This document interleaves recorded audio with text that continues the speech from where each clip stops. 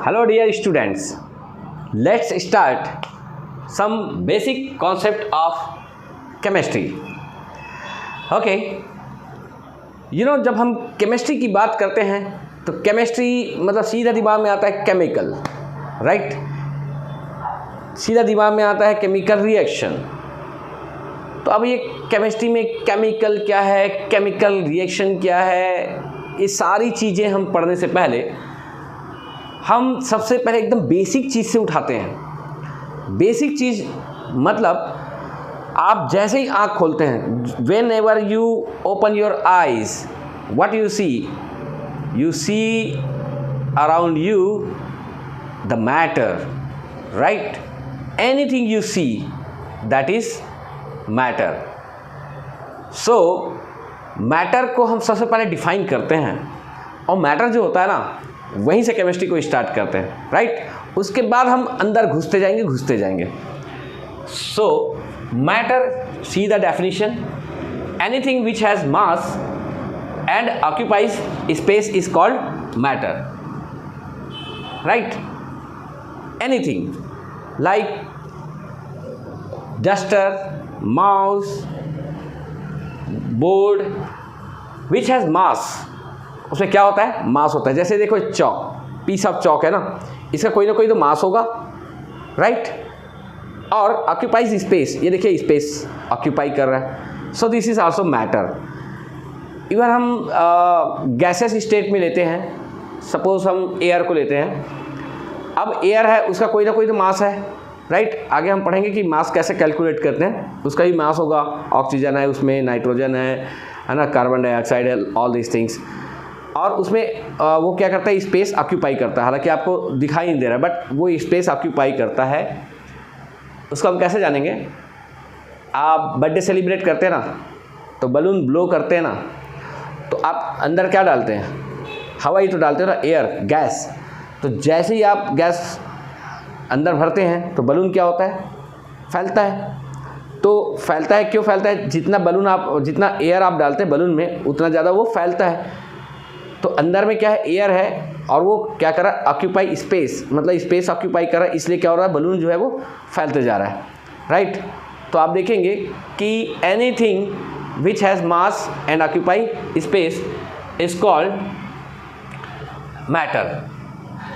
Now जो matter होता है ना, उसका बेसिक सब्सटेंस क्या होता है? कोई भी मैटर हो, कोई भी, जैसे चौक की बात करें या फिर सपोज हम इस डस्टर की बात करते हैं, किसी की भी बात करें, तो इसका जो बेसिक सब्सटेंस होता है, एकदम फंडामेंटल यूनिट, एकदम बेसिक, राइट? वो क्या होता है? एलिमेंट होता है। वो एलिमेंट से ही मिलकर बना होता है, डिफरेंट एलिमेंट्स, राइट? तो उसका बेसिक सब्सटेंस आप यहाँ पे नोट कर लेंगे।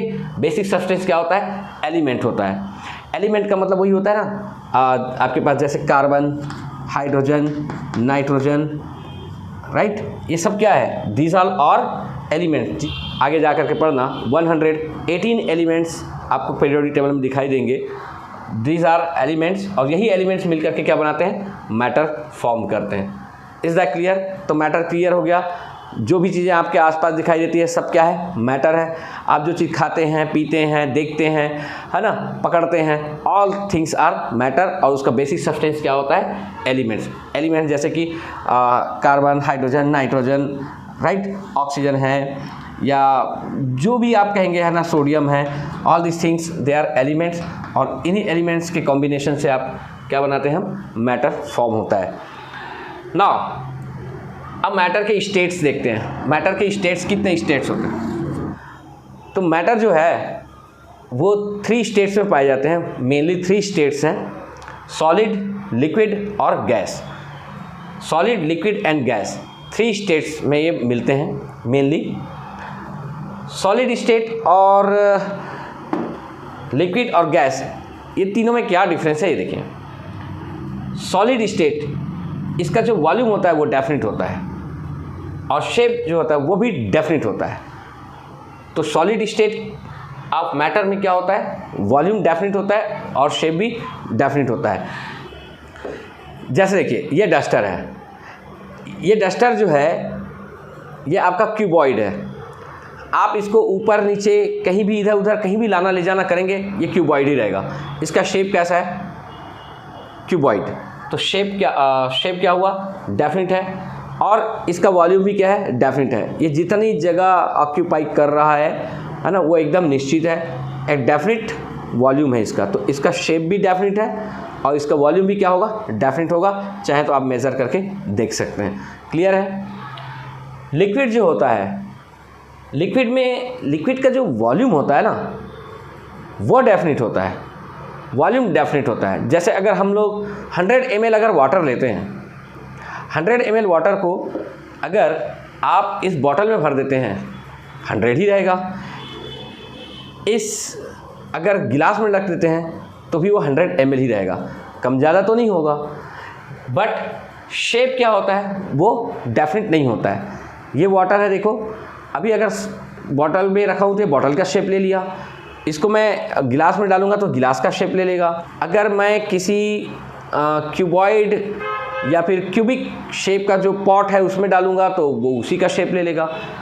तो वाटर जो होता है, यानी लिक्विड जो है, वो लिक्विड जो होता है ना, उसका शेप डेफिनिट नहीं होता है, लेकिन उसका वॉल्यूम क्या होता है, वो डेफिनिट होता है। Next, gas. अब देखिए गैस जो है उसका ना तो वॉल्यूम डेफिनिट होता है और ना ही शेप डेफिनिट होता है। Neither volume nor shape are definite. जैसे अगर आप कोई गैस लेते हैं कुछ क्वांटिटी में, और अगर उसको हम किसी भी ऐसा पॉट में या कहीं पर रखते हैं, कोई सिस्टम के अंदर डालते हैं, तो वो गैस जो है वो उसी सिस्टम का आकार ले लेता है। अगर कोई सिस्टम क्यूबिक शेप में है तो वो क्यूबिक हो जाएगा, क्यूबॉइड है तो क्यूबॉइड हो जाएगा, कोनिकल है तो कोनिकल शेप हो जाएगा। हवा ना, हवा को आप डालो ना, आप डाल के देखना, है ना, उसी का शेप ले लेगा। वो सिलिंड्रिकल है तो सिलिंड्रिकल शेप में आ जाएगा। आप बोतल में डालो, बोतल का शेप ले लेगा, राइट। तो आप देखेंगे कि उसका शेप जो है वो क्या है, वो डेफिनिट नहीं होता। वॉल्यूम जो है वो भी डेफिनिट होता। जैसे अगर हम इस गिलास में अगर मान लो डालते हैं, उसको बंद करते हैं, तो उसका जो वॉल्यूम है वो गिलास के वॉल्यूम के बराबर हो जाएगा। ये बोतल देखो, ये बोतल जो है वो इससे बड़ी है, लेकिन अगर हम इसमें गैस, उतने ही गैस को इसमें डालेंगे तो वो पूरा गैस जो है वो इस बोतल में फैल जाएगी। बशर्ते डिफरेंस यही रहेगा कि ये छोटा सिस्टम है, इससे स्मॉल है, और उतनी ही गैस हम इसमें भरे हैं और उतनी गैस इसमें भरे हैं, तो दोनों के प्रेशर में अंतर होगा। इसके लिए इसका ये जगह छोटी है, इसमें प्रेशर ज़्यादा होगा, और इसमें क्या होगा, प्रेशर कम होगा। बस इतना ही डिफरेंस है, राइट। तो उसका ना तो वॉल्यूम फिक्स है और ना ही इसका शेप। तो आपने देखा ये तीन चीज़ों के बारे में, सॉलिड, लिक्विड और गैस। सॉलिड का वॉल्यूम डेफिनिट होता है, शेप भी डेफिनिट होता है। लिक्विड में वॉल्यूम डेफिनिट होता है, शेप जो है वो डेफिनिट नहीं होता है। जबकि गैस में ये दोनों ही डेफिनिट नहीं होता है, क्योंकि गैस को जिसमें भी आप रखो गैस उसी का आकार ले लेता है। और वॉल्यूम भी जितना वॉल्यूम में आप रख रहे हैं उसको, है ना, कोई भी सिस्टम में, तो उसको वो पूरा वॉल्यूम का शेप ले लेगा वो, राइट। कारण बस इतना ही अंतर आएगा कि अगर मान लो वो सिस्टम छोटा है तो उसमें थोड़ा सा प्रेशर ज़्यादा रहेगा, और अगर मान लो बड़ा है तो प्रेशर कम हो जाएगा गैसियस स्टेट में। क्लियर है? यस, नोट कीजिए।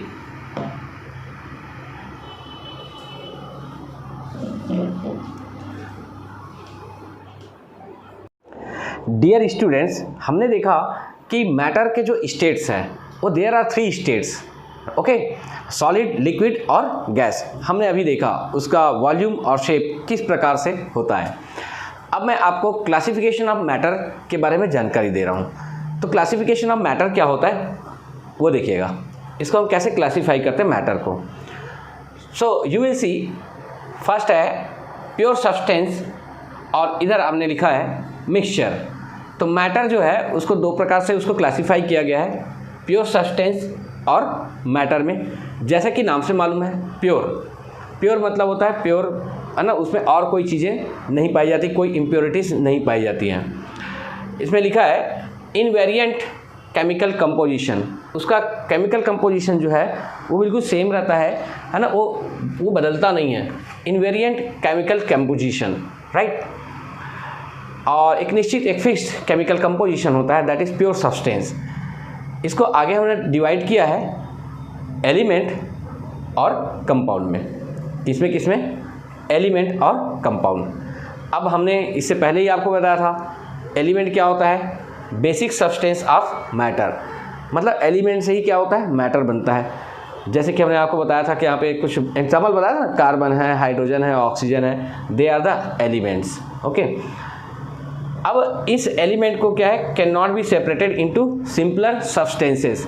इसको और सिंपल सब्सटेंस में इसको डिवाइड नहीं कर सकते। जैसे नाइट्रोजन है तो नाइट्रोजन को और कैसे डिवाइड करोगे, है ना। हाइड्रोजन है तो हाइड्रोजन को और कैसे डिवाइड करोगे। तो ये इस प्रकार से एलिमेंट जो होता है वो उसका pure and basic substance of matter होता है। सेकेंड होता है आपका कंपाउंड, राइट। कंपाउंड आप देखेंगे कि composed of identical molecules consist of atoms of 2 और मोर केमिकल एलिमेंट्स। जो कंपाउंड होता है उसमें आइडेंटिकल मॉलिक्यूल्स होते हैं। जैसे कि हम कंपाउंड की बात करते हैं, एक वाटर, तो वाटर में क्या होता है, एक फिक्स्ड मॉलिक्यूल होता है H2O H2O H2O H2O।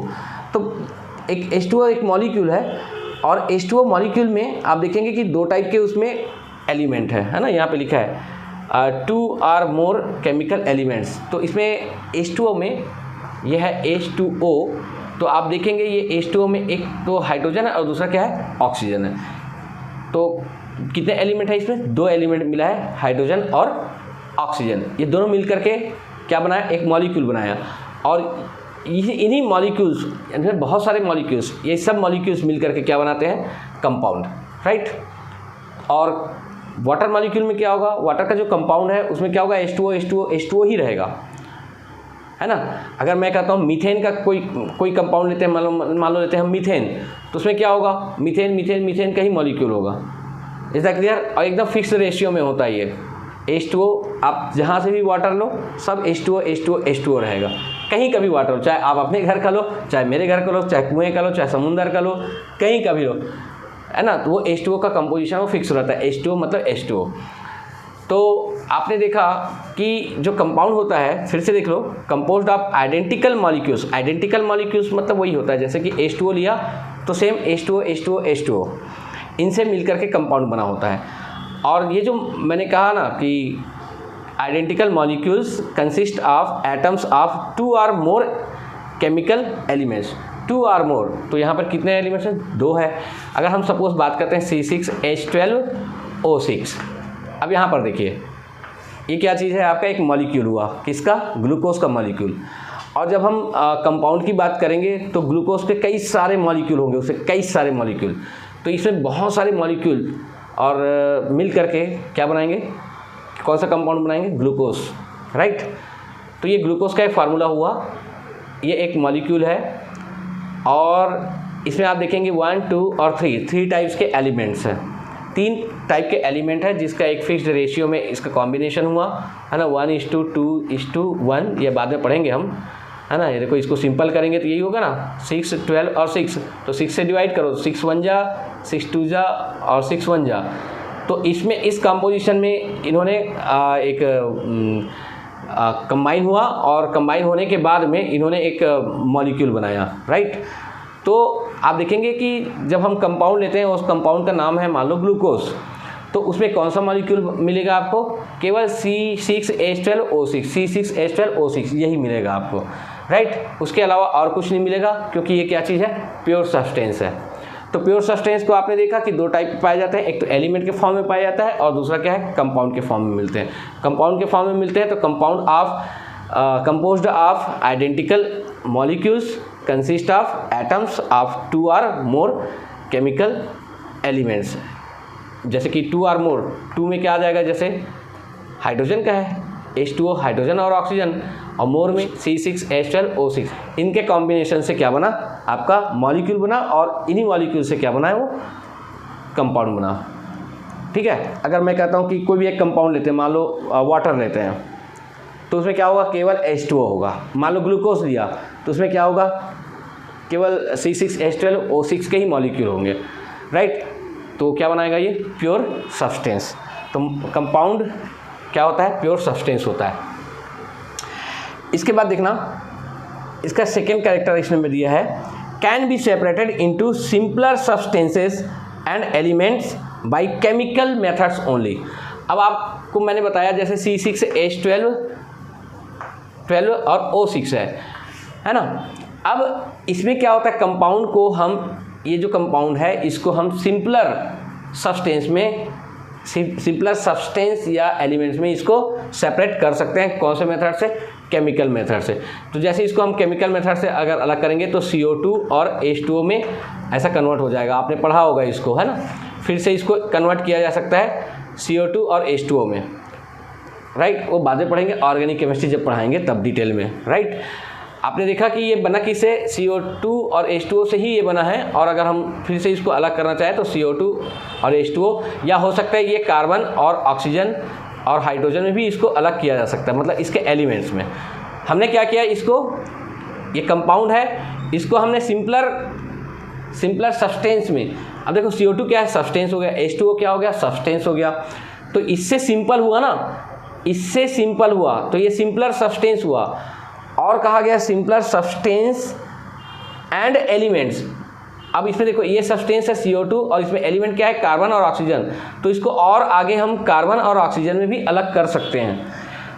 H2O को हम H, हाइड्रोजन और ऑक्सीजन में भी सेपरेट कर सकते हैं।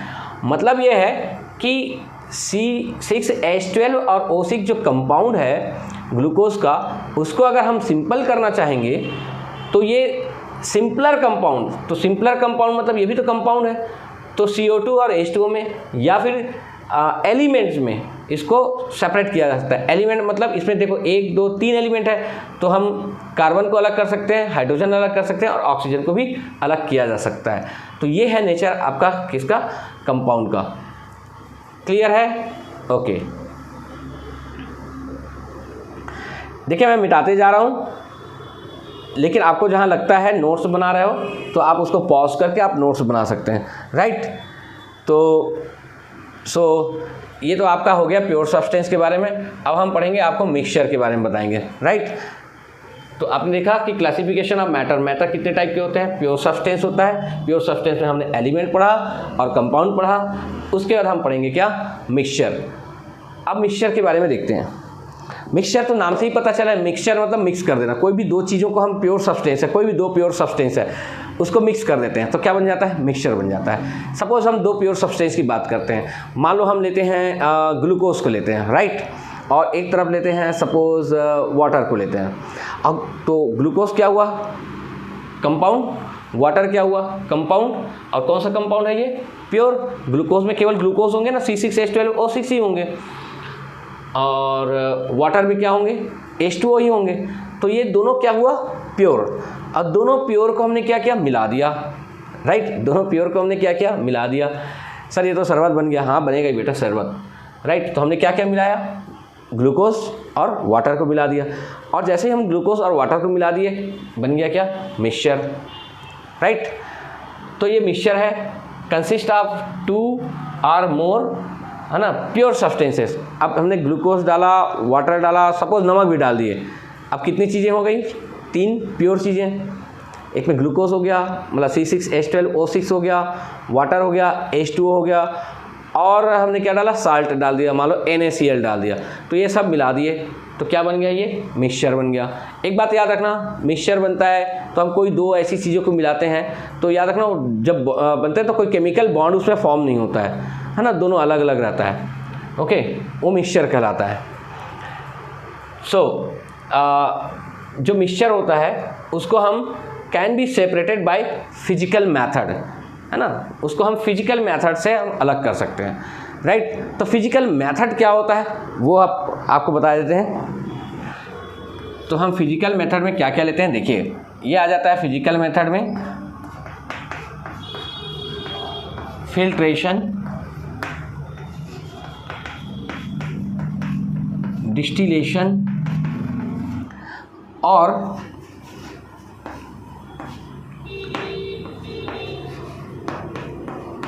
Crystallisation, right. 3 प्रोसेस पढ़ते हैं फिजिकल मेथड ऑफ सेपरेशन में।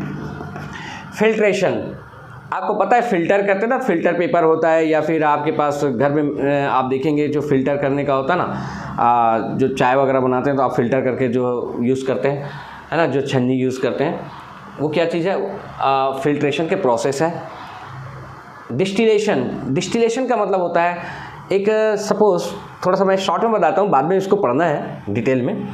तो डिस्टिलेशन मतलब आपको जैसे कि दो ऐसी चीज़ों को ले, मान लो मैंने लिया ए और बी का मिक्सचर है, ए और बी का मिक्सचर है, जिसमें ए का अगर मान लो बॉइलिंग पॉइंट है ना, ए का बॉइलिंग पॉइंट है अगर मान लो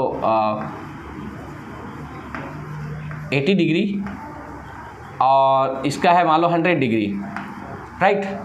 तो अब दोनों का मिक्सचर है, मान लो मैं जैसे उसको गर्म किया, है ना, तो गर्म करने पर जैसे ही टेम्परेचर पहुंचता है 80 डिग्री, तो आप देखना ये जो ए है ना, वो वेपोराइज हो जाएगा, और ए जो है वेपोराइज हो जाएगा, और फिर हमको 80 डिग्री तक ही गर्म करेंगे तो हमको ए बी से क्या हो जाएगा? अलग हो जाएगा, है ना। ए कहाँ बी से अलग हो जाएगा, क्योंकि बी का बॉइलिंग पॉइंट कितना है? ठीक है, 100 डिग्री, और ये क्या है? 80 डिग्री। तो इस प्रकार से हम दोनों को अलग कर सकते हैं टेम्परेचर में डिफरेंस होने के कारण। तो जिसमें टेम्परेचर, जिसका बॉइलिंग पॉइंट अलग अलग होता है, उसमें जिसका लो बॉइलिंग पॉइंट होता है वो पहले अलग हो जाएगा। जैसे मान लो इसमें 3 चीज़ें हैं, मान लो सपोज ये भी है सी, और इसका टेम्परेचर है 120 है, 120 डिग्री।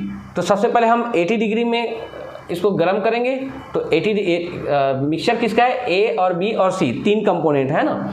तो जैसे ही 80 डिग्री तक पहुंचा, तो सबसे पहले क्या अलग होगा? ये वेपोराइज हो जाएगा और इसको अलग कर लेंगे। फिर 100 पहुंचा तो कौन अलग होगा? बी अलग होगा, और फिर 120 में क्या है? सी अलग हो गया, या जो बचा है वो क्या हो जाएगा? सी हो जाएगा। तो इस प्रोसेस को हम कहते हैं डिस्टिलेशन। इससे भी हम अलग कर सकते हैं, किसको? मिक्सचर को अलग कर सकते हैं। उसके बाद में आता है क्रिस्टलाइजेशन। क्रिस्टलाइजेशन का मतलब होता है कि क्रिस्टल का बनना। जैसे कोई लिक्विड है, जैसे हम सपोज बात करते हैं वाटर है, वाटर जो है वो कन्वर्ट हो गया आइस में, तो वाटर जो है वो लिक्विड है, और लिक्विड का जो क्रिस्टल होता है वो कहलाता है आपका आइस। क्रिस्टलाइजेशन। तो क्रिस्टलाइजेशन, आप क्रिस्टल कैसे बनाते हैं? तो कभी कभी तो आप टेम्परेचर को कम करके भी क्रिस्टल बना लेते हैं, है ना। और क्रिस्टल बनाने के लिए एक बहुत अच्छा मैं एग्जांपल दूंगा, जैसे कि हम जो साल्ट लेते हैं ना, सी सॉल्ट, समुद्री नमक जो खाते हैं, वो समुद्री पानी को क्या करते हैं? समुद्र के पानी को ऐसा एक जगह रख देते हैं, सी वाटर को, और सी वाटर को रखने पर उसके बाद क्या होता है? वो वाटर जो है वो वेपोराइज हो जाता है, वाटर वेपोराइज हो जाता है, और जो साल्ट होता है ना, वो साल्ट का क्रिस्टल हमको मिलता है ना। ये प्रोसेस है, आप देख लेना, है ना, बहुत सिंपल सा प्रोसेस है। तो this process is called crystallisation.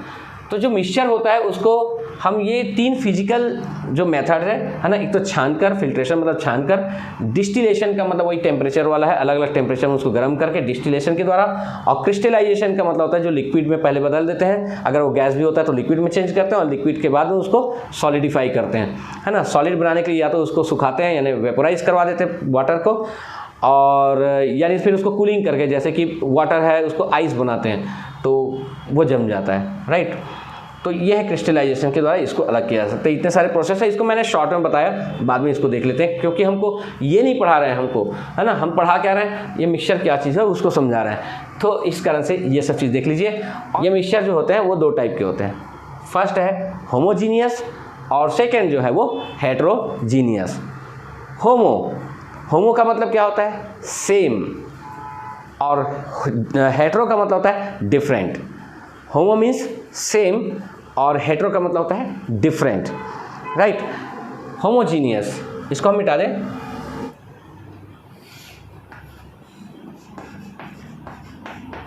Having uniform composition and properties, right. Having uniform मतलब होता है सेम। इसमें क्या होगा?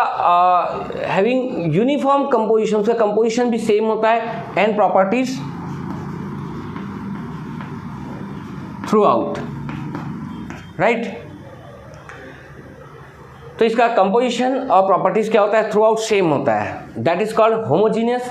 और हेट्रोजीनस में क्या होता है, not having uniform composition and properties through out, right, through out the solution. मतलब ये है, जैसे कि मैं आपको बात करता हूँ, सपोज जैसे कि हम एक गिलास में पानी लिए और उसमें हमने कुछ शुगर डाला, पानी लिए और शुगर डाला और उसको अच्छे से खूब से हिला लो, राइट, शेक कर लो उसको अच्छे से, वो डिज़ोल्व हो जाएगा, है ना, पूरी तरह से वो घुल जाएगा। और जब घुलने के बाद आप देखेंगे कि पूरा शुरू से लेकर आखिरी तक, है ना, शुरू से लेकर आखिरी तक आप नीचे का पानी निकाल के पियो, चाहे ऊपर का चाहे बीच का, है ना, मीठापन जो है, स्वीटनेस जो है, वो सब जगह पूरा सेम रहेगा, क्योंकि सबका कंपोजिशन जो है वो एक ही है। Through out the solution, through out the solution. देखो हमने जैसे ही शुगर को हमने पानी में मिलाया तो पूरा क्या बन गया, एक सॉल्यूशन बन गया। तो सॉल्यूशन बन गया तो उसका पूरा शुरू से लेकर आखिरी तक, ऐसा नहीं है कि कहीं पर नीचे कम मीठा है तो बीच में ज़्यादा मीठा है और ऊपर में और ज़्यादा मीठा है, ऐसा नहीं है। मिठास जो है वो क्या होगा, थ्रू आउट द सॉल्यूशन पूरा सेम रहेगा, that is homogeneous. Is that clear? तो होमोजीनियस में क्या होता है, सब फेज, सब चीज़ एक समान होता है through out.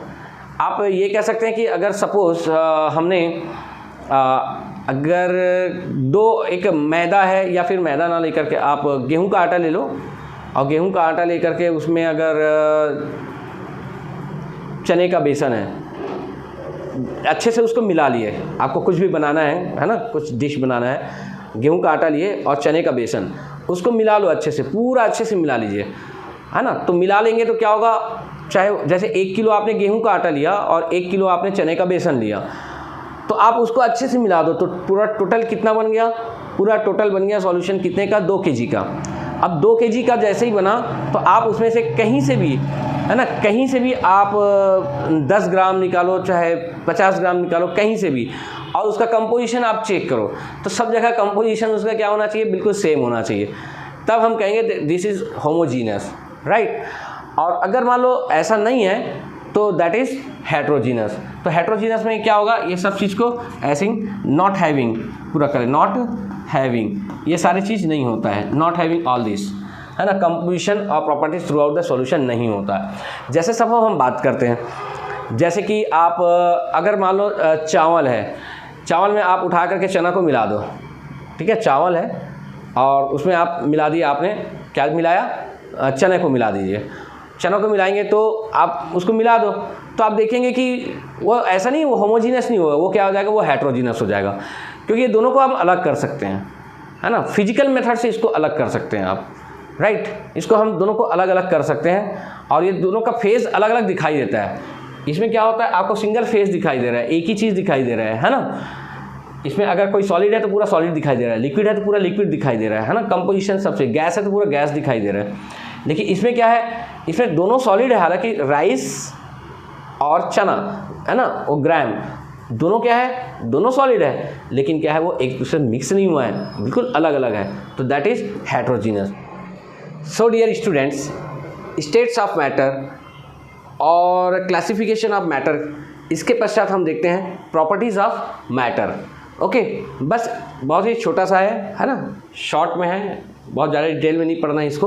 Properties of matter, तो इसमें 2 टाइप की प्रॉपर्टीज़ पढ़ते हैं, पहला होता है केमिकल प्रॉपर्टीज़ और दूसरा होता है उसका physical properties. Chemical properties of matter and physical properties of matter, ये किस पर डिपेंड करता है, तो ध्यान दीजिएगा, कभी कभी जब हम ये दोनों स्टडी करते हैं ना, तो जो मैटर होता है उसकी आइडेंटिटी चेंज नहीं होती है। फिर से देखना, when we study about the properties without changing the identity of the matter, that is physical property, right? और जब उसकी आइडेंटिटी चेंज हो जाती है तो दैट इज़ केमिकल प्रॉपर्टी। समझ में नहीं आया होगा, मैं फिर से बताता हूँ। जैसे सपोज़ मान लो हम बात करते हैं, कोई ही एक मैटर लेते हैं, सपोज़ हम लेते हैं ग्लूकोज को लेते हैं, C6H12O6।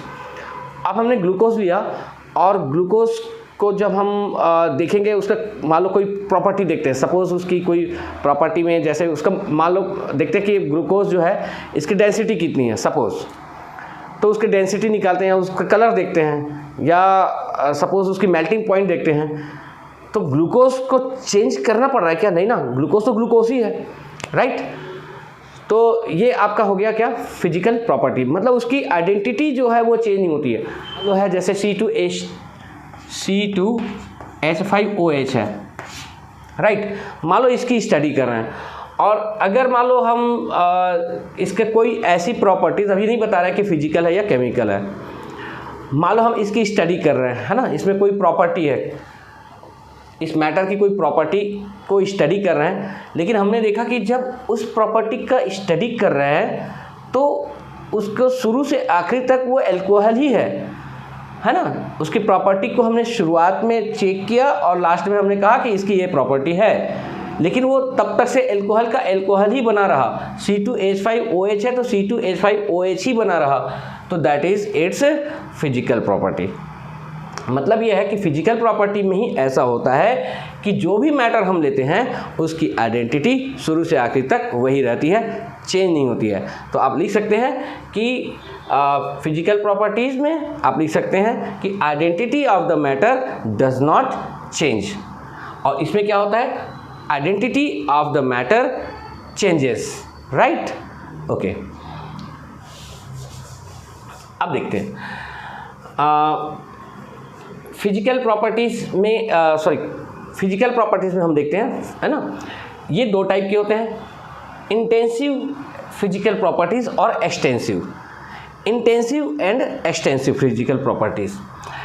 तो इंटेंसिव क्या होता है कि ऐसी प्रॉपर्टीज़ जो मैटर के क्वांटिटी पर डिपेंड नहीं करता, विच does not depend upon the quantity और अमाउंट ऑफ द सब्सटेंस। मतलब जो अमाउंट है, जो मैटर की क्वांटिटी है, उस पर डिपेंड नहीं करता। जैसे कि मेल्टिंग पॉइंट, हम लेते हैं एक प्रॉपर्टी मेल्टिंग पॉइंट, या हम बॉइलिंग पॉइंट लेते हैं, या डेंसिटी, या चलो हम पहले बॉइलिंग पॉइंट को लेते हैं। मान लो हमने 100 ml वाटर, कितना 100 ml वाटर को हमने क्या किया? बॉईल किया। तो 100 ml वाटर जो है वो बॉईल होगा कितने डिग्री सेल्सियस पे? आपको मालूम है 100 डिग्री सेल्सियस में, राइट। अब देखते हैं, अगर हम मान लो इसमें हम लेते हैं 500 ml वाटर लेते हैं, तो 500 ml वाटर कितने डिग्री सेल्सियस में बॉईल होगा? 500 में? हाँ, नहीं, 100 ml जो है वो 100 डिग्री सेल्सियस में होता है, तो 500 ml वाटर भी 100 डिग्री सेल्सियस में होता है। यहाँ तक आप अगर पूरे एक बाल्टी पानी भी रख दो ना, एक बाल्टी पानी ले लो, चाहे एक ड्रम ले लो, पूरे पानी जो है वो 100 डिग्री सेल्सियस में ही बॉईल होगा, राइट। तो आपने देखा कि ये इसकी क्वांटिटी पर या अमाउंट पर डिपेंड नहीं कर रहा है, तो ये कौन सी प्रॉपर्टी है? Intensive property. तो आप इंटेंसिव प्रॉपर्टी में लिख सकते हैं the properties which does not depend upon the amount of the substance, right, that is intensive property. और properties which depends upon the quantity और amount of the substance, that is extensive property, है ना। जैसे देखिए इसमें देखते हैं extensive में लेंथ। तो आप देखना कि मैंने कहा ना अमाउंट और क्वांटिटी पर डिपेंड करता है। लेंथ, जो छोटी चीज़ है उसकी लेंथ कम होगी, जो बड़ी चीज़ है उसकी लेंथ ज़्यादा होगी। जिसकी क्वांटिटी ज़्यादा होगी, जिसका अमाउंट ज़्यादा होगा, उसकी लेंथ भी ज़्यादा होगी।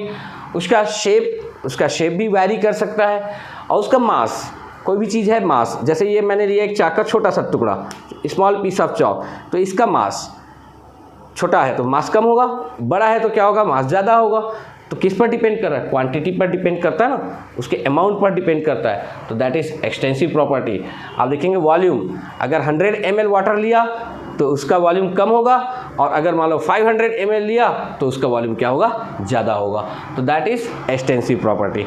और इंटेंसिव प्रॉपर्टी में आप देखेंगे मेल्टिंग पॉइंट, जैसे आप ले लो, जैसे सपोज हमने आइस लिया, अगर 100 ग्राम का हमने आइस लिया, और वो अगर मान लो पता चला कि 2 डिग्री सेल्सियस पर मेल्ट होना चालू हो गया, है ना, या 5 डिग्री सेल्सियस पर मेल्ट होना चालू हो गया, तो अब अगर मान लो 50 किलो का अगर मान लो बड़ा सा आइस लेंगे तो वो भी 5 डिग्री सेल्सियस पर ही मेल्ट होना चालू हो जाएगा।